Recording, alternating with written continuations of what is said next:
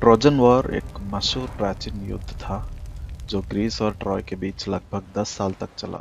यह युद्ध एक राजकुमार पेरिस द्वारा हेलेन को ट्रॉय ले जाने के बाद शुरू हुआ, जो स्पार्टा के राजा की पत्नी थी।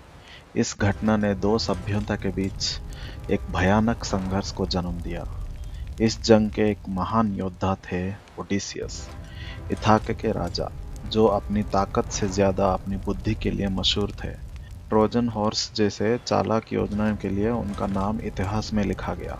10 साल तक चली एक खूनी जंग के बाद आखिरकार ग्रीस जीत चुके थे।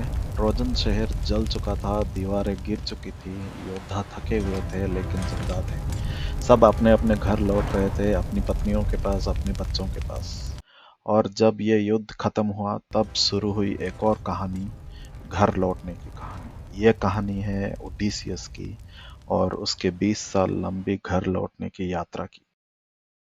तो ट्रोजन वॉर के बाद ओडिसियस अपने जहाजों के साथ अपने राज्य इथाका के लिए निकल पड़ता है।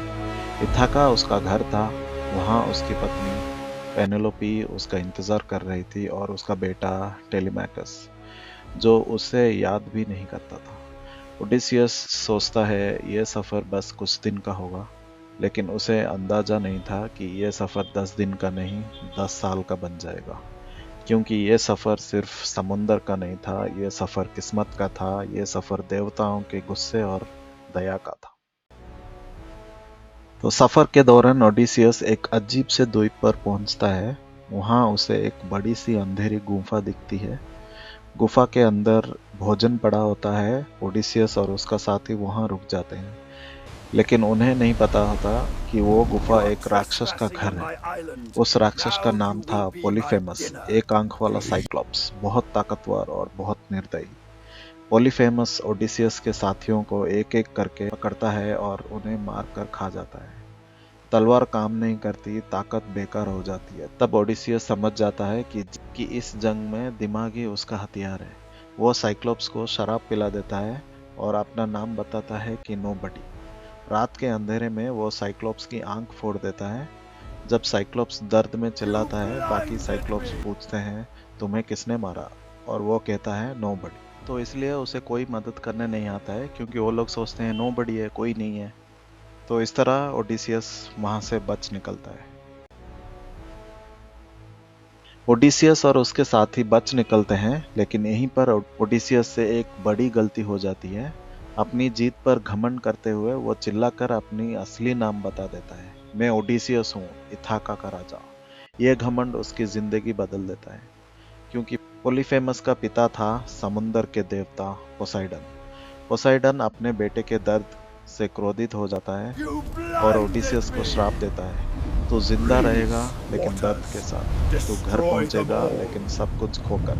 और उस दिन के बाद समुंदर ओडिसियस का सबसे बड़ा दुश्मन बन जाता है।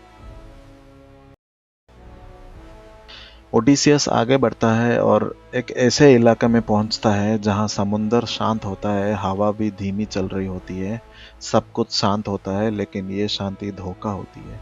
इस जगह पर रहती है साइरेंस। साइरेंस कोई सामान्य सुंदर स्त्री नहीं होती, वो समुंदर के आत्माओं जैसी होती है, जो अपनी आवाज से लोगों के मन पर जादू कर देती हैं। उनकी आवाज इतनी सुंदर होती है कि जो भी उसे सुनता है वो अपने दर्द, अपनी जिम्मेदारी, अपना घर सब भूल जाता है।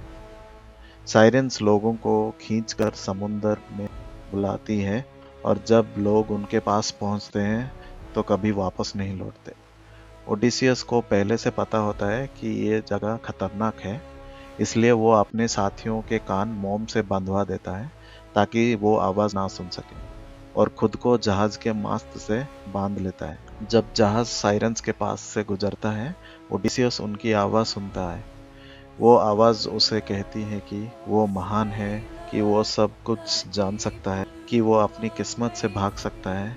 वो टूट जाता है, वो चिल्लाता है, वो चाहता है बंधन खोल दिया जाएगा, लेकिन उसके साथी उसकी बात नहीं सुनते और जहाज आगे बढ़ता रहता है, और इस तरह ओडिसियस जिंदा बच जाता है। साइरेंस के बाद ओडिसियस एक और द्वीप पर पहुंचते हैं। यहाँ रहती है एक जादूगरनी सर्सी।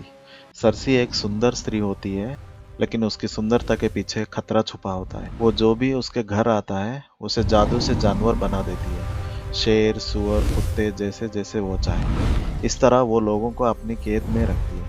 ओडिसियस के कुछ साथी उसके पास जाते हैं और वो तुरंत जानवर बना दिए जाते हैं। लेकिन ओडिसियस को देवताओं से मदद मिलती है, इसलिए वो सर्सी के जादू से बच जाती है। सर्सी उसके हिम्मत और बुद्धि से प्रभावित हो जाती है और धीरे धीरे उससे प्यार कर बैठती है। वो उसे मेहमान बनाकर रोक लेती है। वो उसे सुख देती है, आराम, खाना, प्यार, सब कुछ। और ओडिसियस धीरे धीरे भूलने लगता है कि उसे घर भी जाना था। एक दिन नहीं, 2 दिन नहीं, पूरा 1 साल बीत जाता है। तब उसके साथी उसे याद दिलाते हैं, तुम्हारा घर भी है। तब ओडिसियस जागता है और सर्सी उसे जाने देती है, लेकिन एक चेतावनी के साथ। सर्सी ओडिसियस को बताती है कि उसे अपना भविष्य जानने के लिए अंडरवर्ल्ड जाना होगा। अंडरवर्ल्ड वो जगह है जहां मरे हुए लोगों की आत्माएं रहती हैं। जिंदा आदमी वहां नहीं जाते, लेकिन ओडिसियस जाता है। वहां वो अपने मरे हुए साथियों को देखता है, अपनी माँ की आत्मा को देखता है और अपनी गलतियों को समझता है। वहां उसे बताया जाता है, तुम घर पहुंच जाओगे, लेकिन सब कुछ पहले जैसा नहीं होगा। तुम बदल चुके होगे और तुम्हारा घर भी। ये सफर ओडिसियस को अंदर से बदल देता है। अंडरवर्ल्ड के बाद एक भयानक तूफान ओडिसियस के जहाज को तोड़ देता है। वो अकेला समुंदर में भटकता है। दिन गुजर जाते हैं, रात गुजर जाती है और एक दिन वो सुंदर द्वीप पर बहकर पहुंचता है। इस द्वीप पर रहती है एक देवी, कलिप्सो। कलिप्सो अमर होती है, सुंदर होती है, अकेली होती है। वो ओडिसियस को बचाती है, उसकी देखभाल करती है, उसे उससे प्यार कर बैठती है। वो कहती है, यहीं रुक जाओ, मैं तुम्हें अमर बना दूंगी।